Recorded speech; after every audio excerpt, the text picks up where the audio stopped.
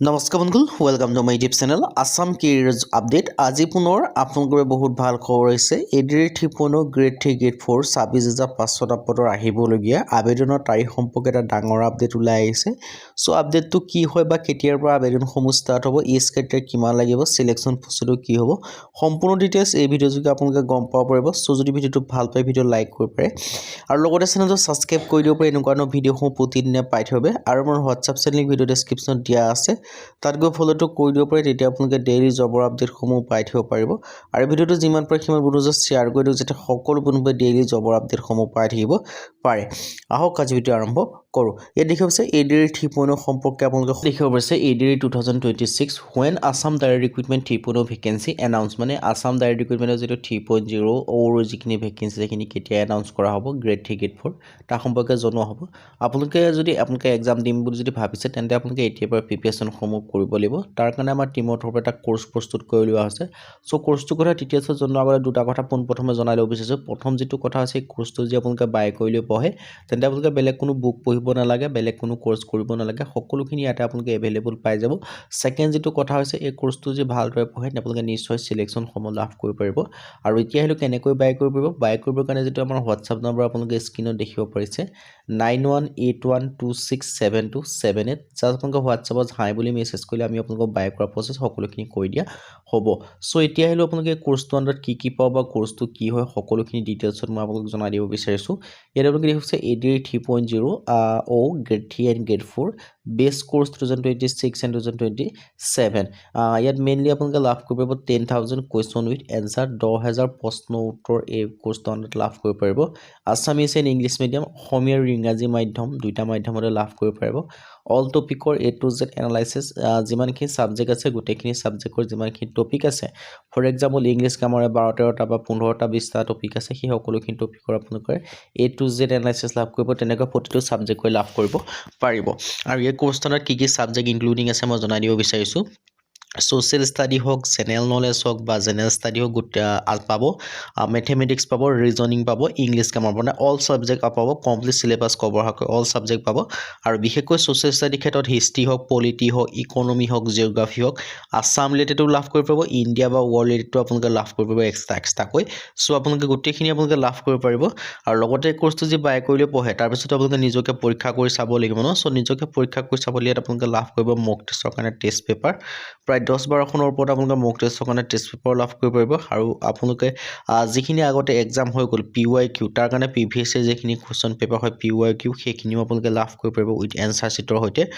this course বেছ on 2026 and 2027 এই কোৰ্সটো 2026-27 বৰ্ষৰ ওপৰত বেছ কৰি বনোৱা আছে একেবাৰে লেটেষ্ট কোৰ্স একেবাৰে নিউ কোৰ্স হয় সো সোনকালে গৈ বাই কৰি ল'ব পাৰে আৰু ইয়াৰ ক্ষেত্ৰত বাই কৰিবৰ কাৰণে যেটো আমাৰ হোৱাটছআপ নম্বৰ স্ক্ৰিনত ক'লো 9181267278 তাৰ হোৱাটছআপত জাস্ট মেছেজ কৰিলে বাই কৰি ল'ব পাৰিব আৰু যেটো আপোনালোকৰ মেইন কথা আছে যে বৰ্তমান আপোনালোকৰ বাবে 50% অফাৰ চলি আছে লিমিটেড টাইমৰ কাৰণে অফাৰটো হয় অফাৰটো সো লিমিটেড টাইমৰ কাৰণে হয় অফাৰটো সোনকালে শেষ হৈ যাব সো সোনকালে গৈ আপোনালোকে বাই কৰি লওক যাতে অফাৰটো আপোনালোকে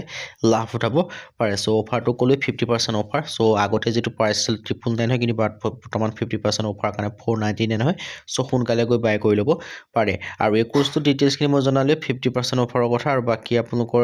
বাই কৰিবৰ কাৰণে যেটো আমাৰ হোৱাটছআপ নম্বৰ স্ক্ৰিনতে আছে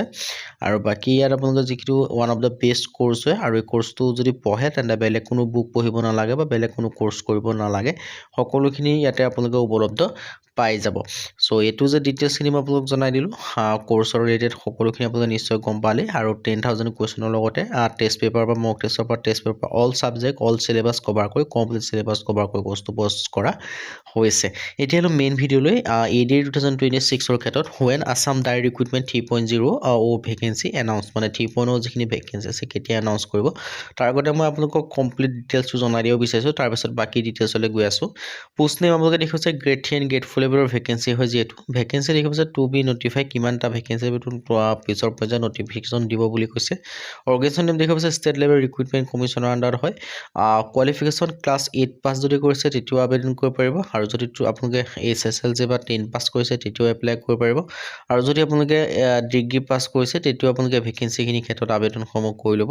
পাৰিব 8 পাস হওক 10 পাস হওক ডিগ্ৰী পাস হওক সকলোৱে আবেদনসমূহ কৰি ল'ব পাৰিব সো আপোনালোকৰ এটা বেষ্ট অপৰচুনিটি মুকলি কৰিছে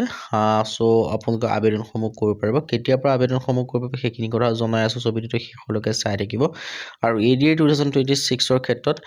বিশেষকৈ ADA ক্ষেত্ৰত আপোনালোকে নিশ্চয় গম পায় আসাম ডাইৰেক্ট ৰিক্ৰুটমেণ্ট বুলি কোৱা হয় ফেজ 1 আৰু ফেজ 2 যেটো ADA 1.0 ADA 2.0 অলৰেডি হৈ গ'ল এতিয়া নেক্সট ADA 3.0 আহিবলৈ গৈ আছে আৰু ADA 1.0 2022 বৰ্ষত হৈছিল ADA 2.0 যেটো লেটেষ্ট হয় এটো আপোনালোকৰ জানুৱাৰী মাহত নিশ্চয় আপোনালোকে এপইন্টমেন্ট সমূহ দিয়া দেখিলে এতিয়া ADA 3.0 আপোনালোকে আহিবলৈ গৈ আছে সো তাৰ ক্ষেত্ৰত আপোনালোকে পঢ়া শুনা সমূহ এতিয়াৰ পৰাই কৰিব লাগিব তেতিয়াহে আপোনালোকে সিলেকশন সমূহ বা এক্সাম সমূহ পাস কৰিব পাৰিব তাৰ ক্ষেত্ৰত এতিয়াৰ পৰাই আপোনালোকক প্ৰপাৰ গাইডেন্স লাগিব প্ৰপাৰ আপোনালোকে সিলেবাস কভাৰ কৰিব লাগিব কমপ্লিট সিলেবাস কভাৰ কৰিব লাগিব লগতে A to Z টপিক পঢ়িব লাগিব চেপ্টাৰ ওয়াইজত পঢ়িব লাগিব কনসেপ্ট ক্লিয়াৰ কৰিব লাগিব তেতিয়াহে আপোনালোকে সিলেকশন সমূহ লাভ কৰিব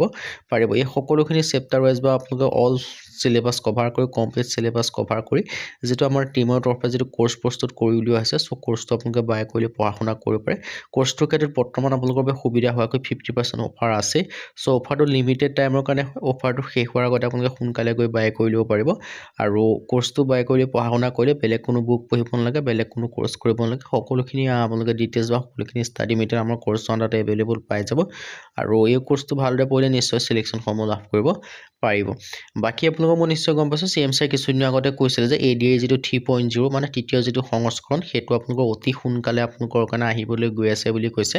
আৰু বাকি যিসমূহ এক্সাম হয় এক্সাম সমূহ আপোনালোকৰ ইলেকশনৰ পাছতে হ'ব মানে আপোনালোকৰ হাতত বেছি সময়ো নাই কম সময়ো নাই সো এতিয়াৰ পঢ়া শুনা সমূহ কৰিব লাগিব সো ভ্যাকেন্সি সমূহ অতি সোনকালে আহিবলৈ গৈছে কামিং সুন হয় বাকি এক্সাম সমূহ ইলেকশনৰ পাছত হ'ব এটোটা আপডেট হয় আপোনালোকৰ বাবে কেতিয়া এপ্লাই সমূহ হ'ব তাৰ ক্ষেত্ৰত মই জনাই দিলোৱে অতি সোনকালে আপোনালোকৰ এপ্লাই সমূহ হ'বলৈ গৈ আছে আৰু বাকি বয়সৰ সময়সীমাৰ ক্ষেত্ৰত কিমানকৈ বিচাৰিছে মই হেতু জনাই দিব বিচাৰিছো বিশেষকৈ বয়সৰ সময়সীমা 18 পৰা 40 বছৰ লৈকে এই ভ্যাকেন্সি সমূহৰ ক্ষেত্ৰত আবেদন সমূহ কৰি ল'ব পাৰিব কিন্তু আপোনালোকৰ যেটো কাষ্ট অনুযায়ী আপোনালোকৰ যেটো ৰিলেক্সেশনৰ হেতু লাভ কৰিব পাৰে SC SC ক্ষেত্ৰত 5 বছৰকৈ মানে 45 বছৰলৈকে পাৰিব OBC ক্ষেত্ৰত 3 বছৰকৈ মানে আপোনালোকে 43 বছৰলৈকে আবেদন সমূহ কৰি ল'ব পাৰিব আৰু PWBD ক্ষেত্ৰত 10 বছৰ মানে 18 পৰা 50 বছৰ পৰ্যন্ত আপোনালোকে এপ্লাই সমূহ কৰি ল'ব পাৰিব আৰু ইয়াৰ যেটো সিলেকশন প্ৰসেস এটো অনলি ৰিটেন এক্সাম বেচিছত আপোনালোকৰ সিলেকশন সমূহ হয় আৰু paper 1 paper 2 paper 3 paper 4 paper 5 এইকেইটা মাধ্যমে আপোনালোকৰ পেপাৰ সমূহ হয় আৰু ইয়াৰ ক্ষেত্ৰত আবেদন কৰিবলৈ মিনিমাম 8 পাছৰ পৰা আবেদন সমূহ কৰি ল'ব পাৰিব হায়াৰৰ ক্ষেত্ৰত কোনো কোৱালিফিকেশন ধৰাব নাই সো যেটো ডিগ্ৰী গ্ৰেড 3 লেভেলৰ ভ্যাকেন্সি হয় সো গ্ৰেড 4 ক্ষেত্ৰত 8 পাস কৰিব লাগিব আৰু ডিগ্ৰী ক্ষেত্ৰত আপোনালোকৰ ডিগ্ৰী পাস কৰিলে বা 12 পাস কৰিলে আপোনালোকে গ্ৰেড 3 ক্ষেত্ৰত আবেদন সমূহ কৰি ল'ব পাৰিব বাকি ডিটেইলছ কি জনাই দিলো তাৰ ক্ষেত্ৰত আপোনালোকে যদি সিলেকশন পাব বিচাৰে বা এক্সাম সমূহ দিম বুলি ভাবিছে বা সিলেকশন পাব বিচাৰে তেন্তে আপোনালোকে এতিয়াৰ পৰা পঢ়া শুনা কৰিব লাগিব আৰু এতিয়াৰ পৰা পঢ়া শুনা কৰিবৰ কাৰণে আপোনালোকক প্ৰপাৰ গাইডেন্স লাগিব তাৰ ক্ষেত্ৰত যেটো আমাৰ টিমৰ তৰফৰ কোৰ্স প্ৰস্তুত কৰিছে এই কোৰ্সটো বাই কৰিলে পঢ়া শুনা সমূহ কৰিব পাৰে আৰু কোৰ্সটো বৰ্তমান আপোনালোকৰ বাবে সুবিধা হোৱাকৈ 50% অফাৰ দি থকাই হৈছে আৰু কোৰ্সটো যি বাই কৰিব বিচাৰে আপোনাৰ বাই কৰিবৰ কাৰণে যেটো আমাৰ WhatsApp নম্বৰ স্ক্ৰিনত আছে 9181267278 আপোনালোকে WhatsAppত জাস্ট মেছেজ কৰিলে কোৰ্সটো বাই কৰি ল'ব পাৰিব আৰু কোৰ্সটো বাই কৰিলে যে পঢ়ে তেন্তে আপোনালোকে বেলেগ কোনো বুক পঢ়িবলগীয়া কথা নাই বেলেগ কোনো কোৰ্স কৰিবলগীয়া কথা নাই সকলোখিনি এটা লাভ কৰিব পাৰিব আৰু ভালদৰে পঢ়িলে আপোনালোকে নিশ্চয় সিলেকশন সমূহ লাভ কৰিব পাৰিব আৰু এই কোৰ্সটোত আপোনালোকৰ সকলোখিনি কমপ্লিট সিলেবাস কভাৰ কৰি বনোৱা হৈছে একো টপিক বাদ দিয়া হোৱা নাই একো সাব টপিক বাদ দিয়া হোৱা নাই সকলোখিনি আপোনালোকে ইয়াতে উপলব্ধ পাই যাব সো কোৰ্সটো বৰ্তমান 50% অফাৰ চলি আছে মই জনাইছো বৰ্তমান 50% অফাৰ চলাৰ কাৰণে 499 হয় প্ৰাইস সো অফাৰটো লিমিটেড টাইমৰ কাৰণে হৈছে সোনকালে গৈ বাই কৰি ল'ব পাৰে